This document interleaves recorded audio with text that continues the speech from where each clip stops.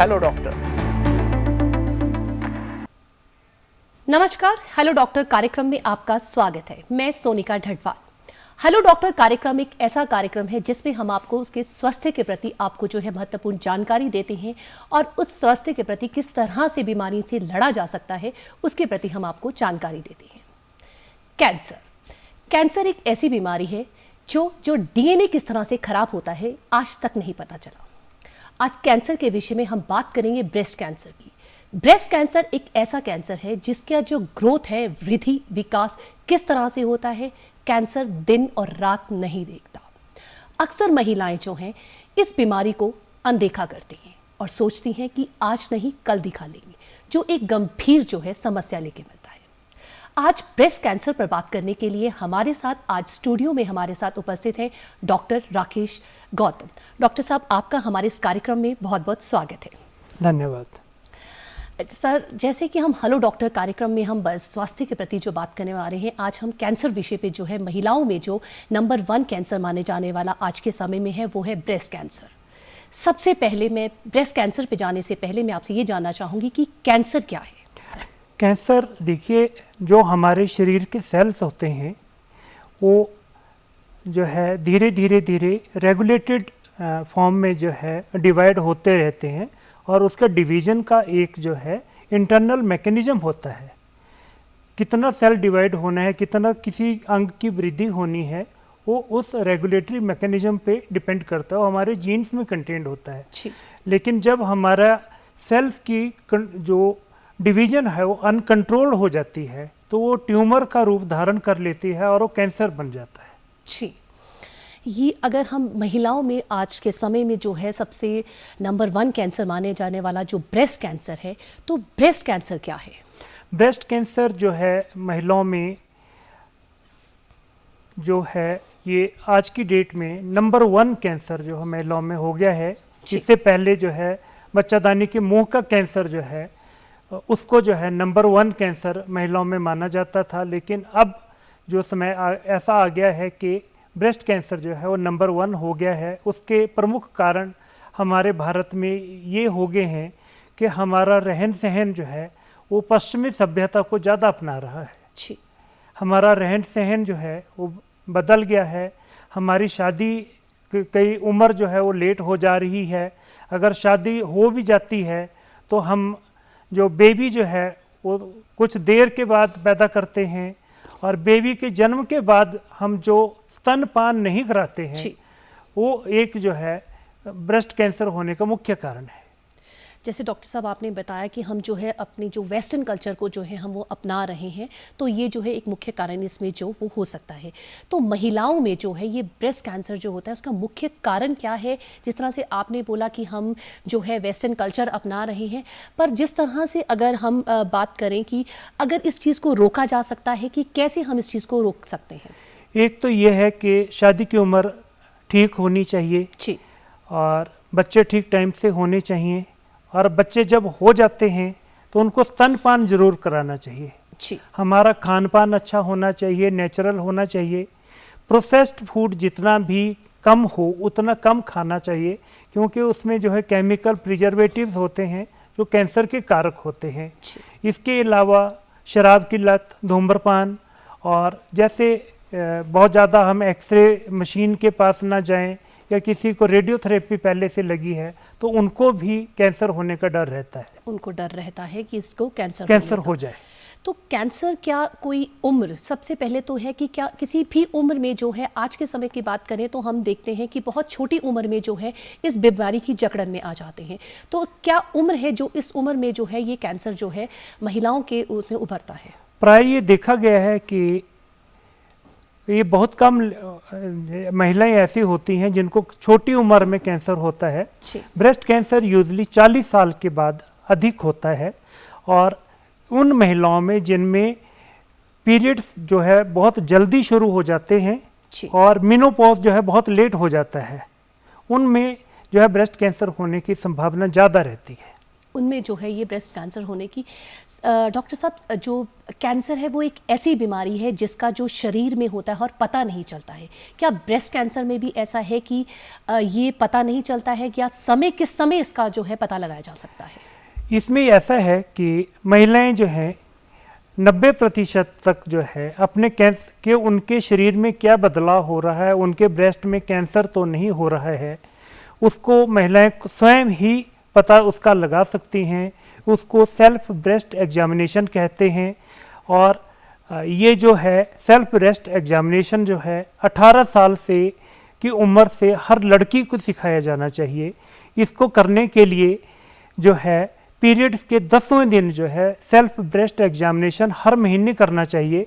सबसे पहले जो भी महिला या लड़की है जिसको अपनी ब्रेस्ट देखनी है, वो एक शीशे के सामने खड़ी हो जाए और दोनों हाथ कमर पर रखेगी और अपनी ब्रेस्ट, दोनों ब्रेस्ट को वो निहारेगी, देखेगी क्या साइज में कोई फर्क है, क्या किसी ब्रेस्ट में कोई उभार तो नहीं आ रहा है, निप्पल अंदर को तो नहीं जा रहा है, कोई गिल्टी तो नहीं बन रही है, कोई उसमें लाल रंग का चकत्ता तो नहीं आ रहा है, या कोई वेन्स तो नहीं उभर के आ रही हैं।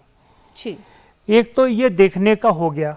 नंबर 2, इसके बाद जो है वो दोनों हाथ अपने ऊपर करेंगी और ऊपर हाथ जब करेंगी तो दोनों निप्पल के लेवल को देखेंगी। निप्पल दोनों एक लेवल पे हैं या ऊपर नीचे हैं, या जो हमारी स्किन है ब्रेस्ट की वो संतरे की छिलके की तरह तो नहीं होगी, डिम्पलिंग तो नहीं होगी जगह जगह उसमें।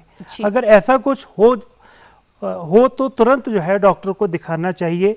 फिर तीसरा चरण जो इसका सेल्फ ब्रेस्ट एग्जामिनेशन का होता है, महिला जो है बिस्तर पर लेट जाती है और एक हाथ जो है अपना जो है सिर के नीचे रखेगी और जो है स्कैपुला कंधे के नीचे एक पिल्लो डाल लेंगी और दूसरे हाथ से जो है ब्रेस्ट को 5 हिस्सों में बांटेंगे। पहला हिस्सा जो है निप्पल और एरियोला आ जाएगा। उसके बाद ब्रेस्ट को 4 क्वाड्रेंट्स में हथेली से पालपेट करके देखेंगे ताकि कोई गिल्टी तो नहीं फील हो रही है। अगर कोई भी गिल्टी फील होती है तो तुरंत डॉक्टर को दिखाना चाहिए।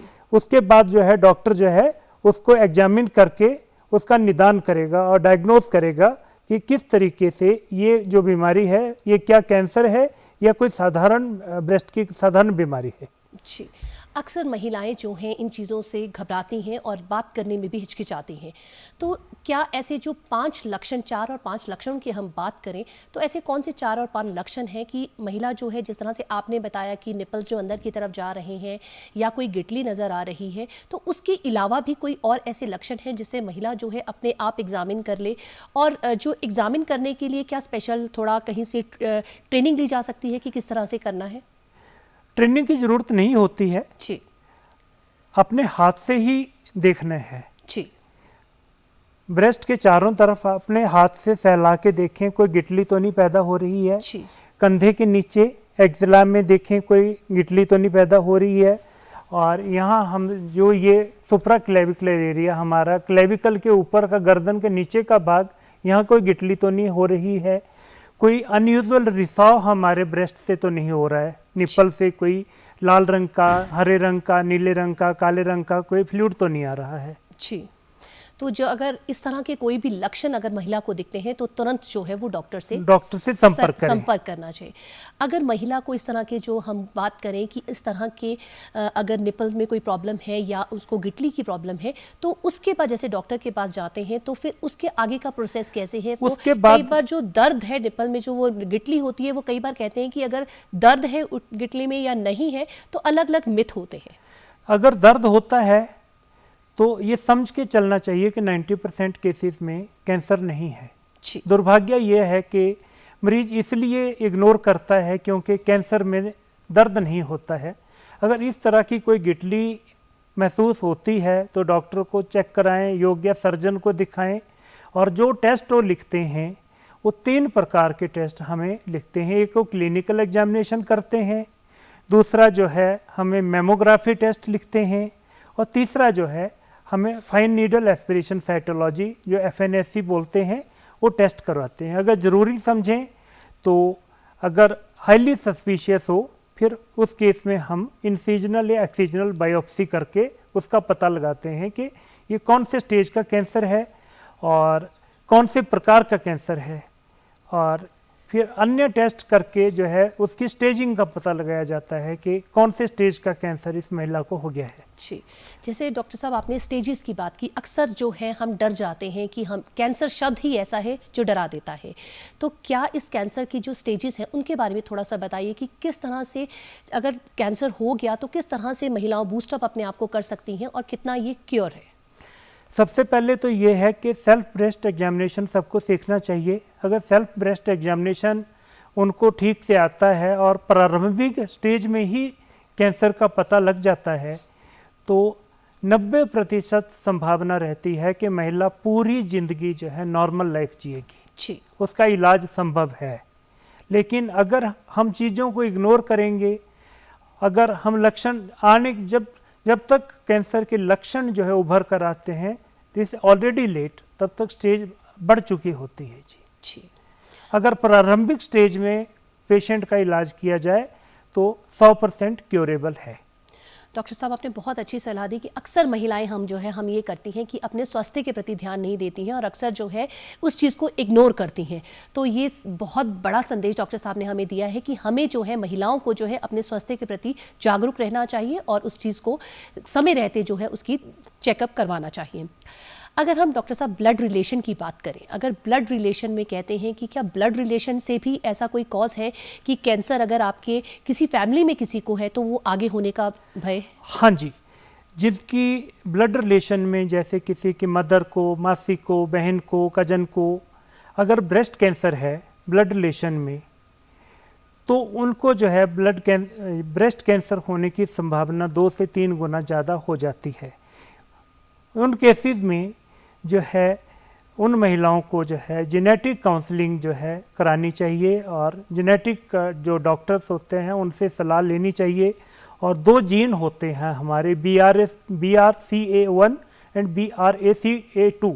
अगर ये जीन पॉजिटिव आते हैं तो डॉक्टर की सलाह से जो है एक टैमोक्सिफेन करके एक टैबलेट होती है, उसको 20 मिलीग्राम जो है 5 साल तक दिया जाए तो कैंसर की संभावना जो है कम हो जाती है, फिर उसको कैंसर होने का डर नहीं रहता है। इसको कीमो प्रोफिलैक्सिस बोलते हैं। जी, जिस तरह से आज का समय है, भागदौड़ बड़ा समय है, तो हम खान पान में जो है अक्सर जो है हम क्या करते हैं कि उस चीज़ को निगलेक्ट करते हैं। क्या खान पान की वजह से भी जो है कैंसर जो है जो बीमारी है वो शरीर में लगती है? हाँ जी, जहाँ तक संभव हो प्राकृतिक भोजन ही हम करें। जी, नेचुरल फूड खाएं, प्रिजर्व फूड ना खाएं, प्रोसेस्ड फूड ना खाएं जिसमें ज़्यादा से ज़्यादा प्रिजर्वेटिव्स, केमिकल्स पड़े उन खानों को हम अवॉइड करेंगे तो कैंसर्स नहीं होंगे। जी, अगर हम अपनी दिनचर्या की बात करें तो किस तरह की दिनचर्या रखनी चाहिए कि हम इन बीमारियों से जो है वो दूर रह सके? हमें रेगुलर एक्सरसाइज करनी चाहिए, योगा करना चाहिए, मेडिटेशन करनी चाहिए और शुद्ध जो है अपना घर का खाना जो है साफ़ सुथरा खाना चाहिए और प्रिजर्व फूड नहीं खाना चाहिए। जी, तो कैंसर्स, ब्रेस्ट कैंसर तो क्या दूसरे कैंसर्स भी नहीं होंगे। जी, डॉक्टर साहब जैसे ब्रेस्ट कैंसर का पता चल गया तो इसके लक्षण भी हमें पता चल चुके, तो इनका उपचार क्या है? इसमें ऐसा होता है जी, अगर स्टेज 1 में पता चल जाता है तो हम जिस एरिया में ब्रेस्ट कैंसर जो ट्यूमर होता है वो सिर्फ उस ट्यूमर को हटाते हैं, पूरी ब्रेस्ट को नहीं छेड़ते हैं। उसके बाद जो है हार्मोन थेरेपी देते हैं। रिसेप्टर्स के ऊपर डिपेंड करता है कि ER-PR रिसेप्टर्स पॉजिटिव आते हैं या नेगेटिव आते हैं। अगर ER-PR रिसेप्टर पॉजिटिव आते हैं तो जो है हार्मोन थेरेपी जो है ज़्यादा अच्छा काम करती है, लेकिन अगर वो नेगेटिव भी आते हैं तो भी हार्मोन थेरेपी देते हैं, कीमोथेरेपी देते हैं और रेडियोथेरेपी देते हैं। अगर किसी वजह से पेशेंट जो है रेडियोथेरेपी नहीं लेना चाहे तो फिर उसको मॉडिफाइड रेडिकल मेस्टेक्टमी बोलते हैं, उसकी पूरी ब्रेस्ट को और एक्जिला को पूरा क्लियर करके जो है पूरा हटा दिया जाता है। और बाद में जो है अगर महिला चाहे तो ब्रेस्ट रिकंस्ट्रक्टिव थेरेपी उसका किया जाता है और रिकंस्ट्रक्शन दोबारा से कर दिया जाता है। जी, जिस तरह से आपने बताया कि रेडियोथेरेपीज़ होती हैं और जहाँ से हैं जो ब्रेस्ट को रिमूव कर दिया जाता है, तो उसके बाद अगर वो कैंसर उस टाइम ठीक हो गया तो उसके बाद भी क्या फॉलोअप की ज़रूरत पड़ती है? हाँ जी, हमें लगातार जो है पहले जो है 1 साल तक जो है हर 3 महीने में फॉलोअप के लिए जाना होता है। जी, अगले 2 साल के लिए जो है हर 6 महीने पे डॉक्टर को दिखाना होता है। समय समय पे हमें पेट स्कैन कराना होता है और एक ट्यूमर मार्कर होता है 15.3। जी। वो फॉलोअप में वो ट्यूमर मार्कर जो है अगर कराते रहें तो पता लग जाता है कि दोबारा से कैंसर होने की संभावना तो नहीं हो रही है। एक और दूसरा ये ऐसा भी होता है कि अगर एक ब्रेस्ट में कैंसर हुआ तो दूसरी ब्रेस्ट में भी कैंसर होने का डर रहता है। तो टाइम टाइम से मेमोग्राफी टेस्ट एक होता है वो कराना चाहिए। और एक चीज़ मैं ये बताना भूल गया कि 40 साल के बाद जो जितनी भी महिलाएं हैं उनको साल में एक बार 40 साल से लेकर 75 ईयर 75 साल की उम्र तक हर साल मेमोग्राफी टेस्ट करवाना चाहिए। जी। जैसे जैसे उम्र बढ़ती जाती है वैसे वैसे ब्रेस्ट कैंसर के चांसेस बढ़ते जाते हैं। जी। अक्सर डॉक्टर साहब क्या होता है कि महिलाएं जो हैं जब उनका जो मानसिक जो है उनको जो पीरियड्स आते हैं तो वो जो है ब्रेस्ट में कुछ चेंजेस आते हैं, तो महिलाएं जो है अक्सर सोचती हैं कि वो जो चेंजेस हैं शायद वो ही है और इस चीज़ को इग्नोर करती हैं। उन चेंजेस और जो कैंसर से रिलेटेड चेंजेस हैं उसमें क्या फ़र्क है? जो पीरियड्स की वजह से चेंजेस आती हैं उसमें ब्रेस्ट में भारीपन आता है, दर्द होता है, थोड़ा बहुत तनाव हो जाता है, सोजिश महसूस होती है और दर्द होता है। लेकिन कैंसर में जो है एक लोकलाइज जो है गिल्टी बनेगी और 2 तरह की गिल्टी हमारे शरीर में ब्रेस्ट में हो सकती है। एक बोलते हैं फाइब्रो एडिनोमा, अगर पकड़कर वो चूहे की तरह अगर घूम रहा है एक जगह से दूसरी जगह मूव कर रहा है तो कैंसर नहीं है। लेकिन ऐसी अगर ग्रोथ कोई हो गई है जो एक जगह में फिक्स है, उसको पकड़ के हिला नहीं सकते हैं और वो चमड़ी में भी चिपक गई है, उसमें दर्द नहीं है, तो 99% संभावना है कि वो कैंसर है। जी।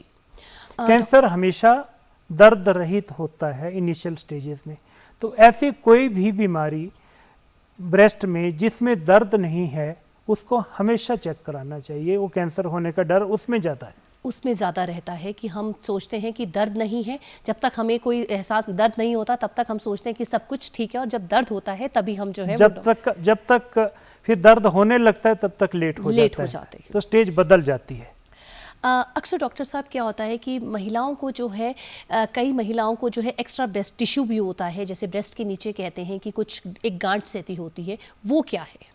एक्स्ट्रा ब्रेस्ट टिश्यू भी एक प्रकार से ब्रेस्ट टिश्यू ही होता है, उसको एक्टोपिक ब्रेस्ट टिश्यू कहते हैं। उसका भी clinical examination, self breast examination कराते रहना चाहिए।